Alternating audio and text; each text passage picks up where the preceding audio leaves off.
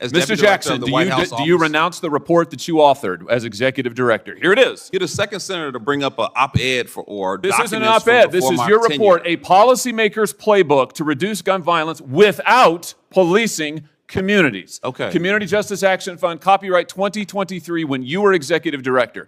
Now you say you don't know anything about it. Now you say that you haven't heard of it, just like the Democrats who all of a sudden say, oh, we're all for the police. They've been advocating defunding them for years. When you watch a United States senator dismantle an entire narrative in real time, you know something big is happening. And today, Josh Hawley didn't just question a witness.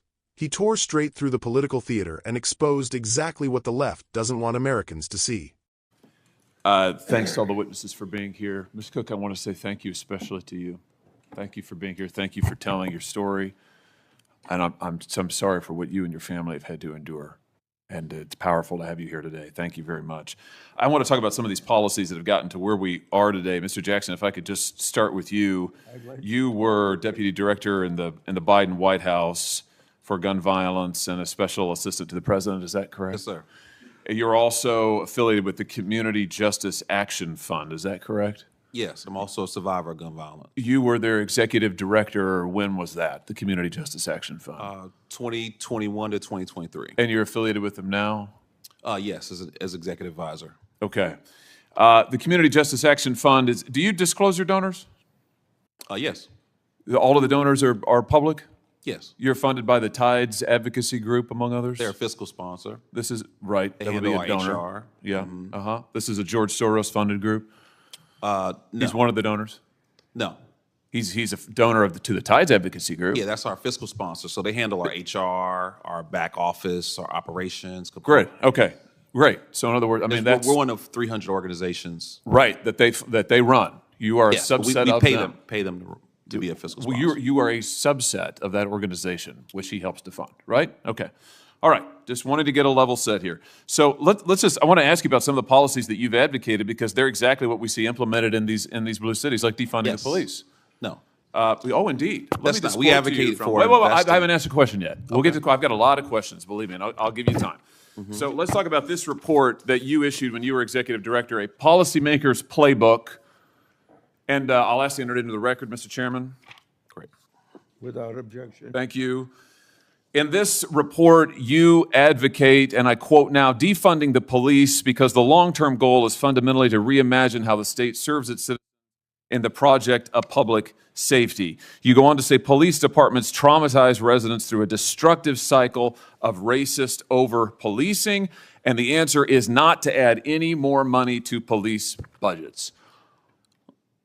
Talk to me about, I mean, why is it that denying policing to the most vulnerable communities is a solution? I know that's what the blue cities are doing, but why is that a good idea?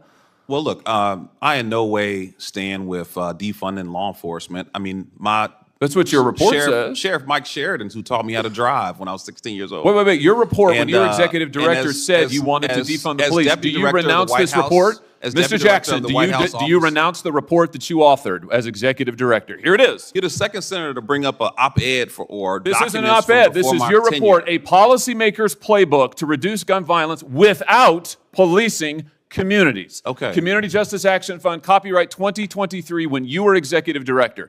Now you say you don't know anything about it. Now you say that you haven't heard of it, just like the Democrats who all of a sudden say, oh, we're all for the police. They've been advocating defunding them for years. Okay, well, you can look at documents or you can look at results. My question is, do you renounce this report now? You say you no longer agree with this. And my answer is that I led the efforts to invest $42 billion in law enforcement. You've advocated defunding the police as executive director of an organization that you still lead and are affiliated with. Never see me advocate for that directly. What you see me advocate for what is this, is then? A comprehensive approach to reducing violence. Right, the comprehensive approach is defunding the police, which is what this says. The entire time. This is so typical of what the Democrats do now. After your policies have transparently failed and led to the deaths of millions of Americans, now you say you've never heard of defunding the police. Your own report recommends it on page after page after page. Let me ask about something else you say. Here's what you say we ought to invest in. Instead of funding the police, here's what we ought to invest in.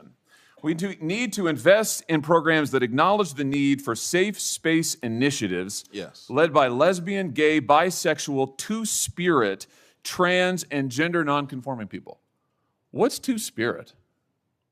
Well, look, I don't know exactly. You guys are pulling some interesting quotes. This here. is from your report. If you look at the report, the focus is on investing in violence intervention, outreach workers. What is you victim say? services. You say that you shouldn't invest in the police, but we ought to invest in two-spirit community programs that acknowledge two-spirit. Look, we are not going to discriminate what against. is that? We're not going to discriminate against any nonprofit that What wants is to a help us two-spirit? prevent violence in What our is community. two-spirit? You say don't fund the police, but do fund programs that create safe spaces for two-spirit people. What is? I just want to know. I don't know what that is. I have no idea what that is. Well, I honestly, I'm not completely aware of the language or the You wrote spirit the of how that was report? written. But what I'm telling you is that what is a two-spirit individual? I mean, really, this is your policymaker's playbook. You are the witness called by the Democrats on this committee, so I assume you reflect their views. Well, you don't want to fund the police. You want to fund safe spaces for two-spirit individuals.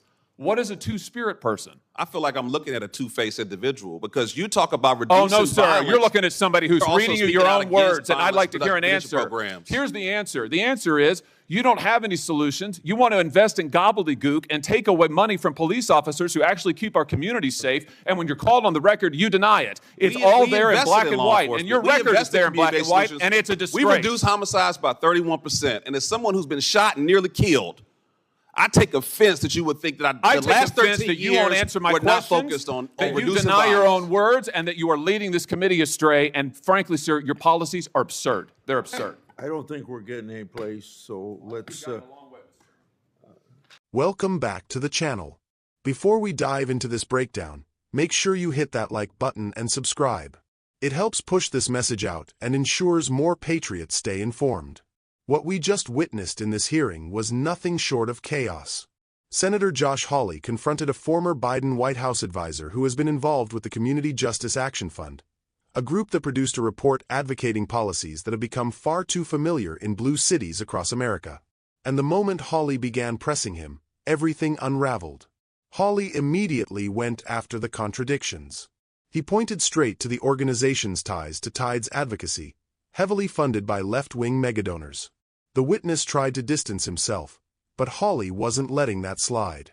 He had the report in hand, page after page, showing clear recommendations to defund the police while pushing fringe social initiatives instead.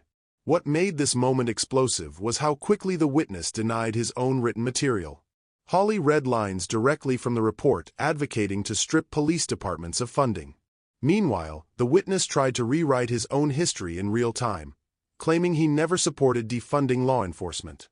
This is the exact sort of political revisionism Americans are sick of. Hawley then zeroed in on the report's recommendation to fund so-called safe spaces led by LGBTQ and two-spirit activists instead of investing in real public safety. When Hawley asked what two-spirit even means, the witness had no answer. He couldn't define the concepts he supposedly endorsed. That's the problem. These policies are pushed not because they solve anything, but because they fit a political narrative.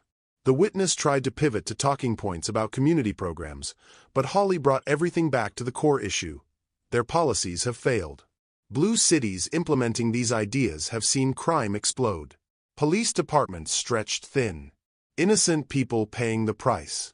And instead of owning the consequences, the left pretends they never supported the very policies they championed for years. Hawley exposed that contradiction masterfully. This hearing revealed exactly why Americans are losing trust. The people pushing radical reforms can't defend them, can't explain them, and now pretend they never supported them. Meanwhile, law enforcement continues to suffer, crime continues to rise, and communities continue to pay the price. If you want real solutions, you need leaders unafraid to confront this nonsense head-on. And that's exactly what Hawley did today.